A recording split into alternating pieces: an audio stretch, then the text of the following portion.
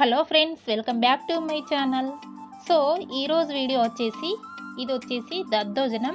ఎంతో కమ్మగా ఉంటుంది, చాలా అంటే చాలా టేస్టీగా ఉంటుంది అండ్ ఈజీగా కూడా చేసుకోవచ్చు. ఓన్లీ 10 మినిట్స్ లోపల అయిపోతుంది. ఇప్పుడు వచ్చేసి ఇది దేవుడికి ప్రసాదం కూడా పెట్టొచ్చు అండ్ మనకి కూడా మంచి హెల్దీ ఫుడ్ అని చెప్పచ్చు. చాలా బాగుంటుంది. సో ఇప్పుడు ఇది ఎలా చేసుకోవాలో అందరికీ తెలిసిందే, బట్ నేను ఎలా చేస్తున్నానో మీకు షేర్ చేస్తున్నాను ఫ్రెండ్స్. ఇది వచ్చేసి నేను ఒక 1 గ్లాస్ రైస్ తీసుకున్నాను, ఒక హాఫ్ గ్లాస్ పప్పు తీసుకున్నాను. ఇది వచ్చేసి దొడ్డు బియ్యంతో చేస్తే అన్నం చాలా బాగుంటుంది.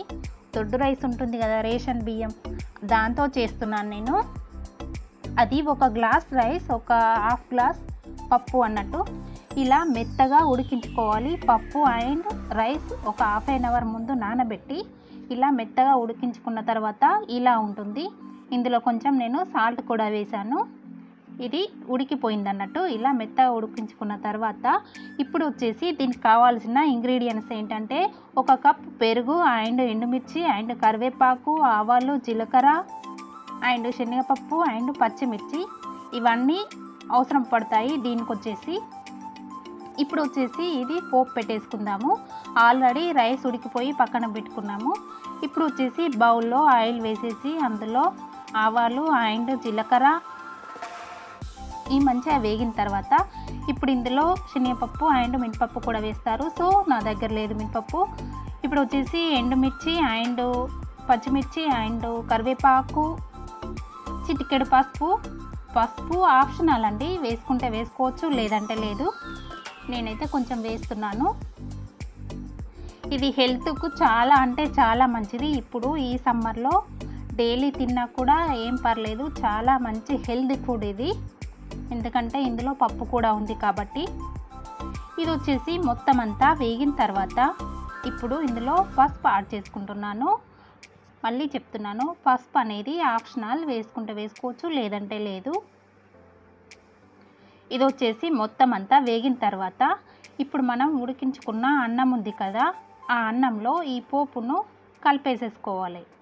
ఇంతే, సింపుల్గా రెడీ అయిపోతుంది. దీన్ని దద్దోజనం అంటారు అండ్ పెరుగన్నం కూడా అంటారు.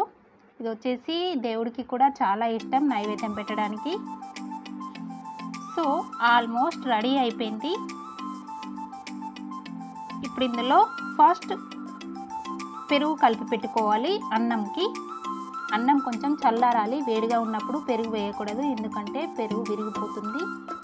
కొంచెం చల్లారిన తర్వాత ఇలా పెరుగు మొత్తం అంతా కలిపేసుకొని ఇప్పుడు ఈ పోపును అందులో వేసేయడమే.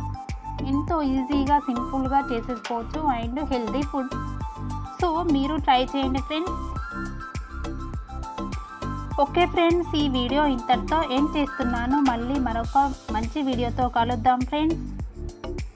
ప్లీజ్ నా వీడియో నచ్చితే ప్లీజ్ లైక్ చేయండి, షేర్ చేయండి, సబ్స్క్రైబ్ చేసుకోండి friends. Okay bye, take care. చూస్తుంటేనే నోరు ఊరిపోతుంది. సూపర్ ఎమ్మి దద్దోజనం రెడీ.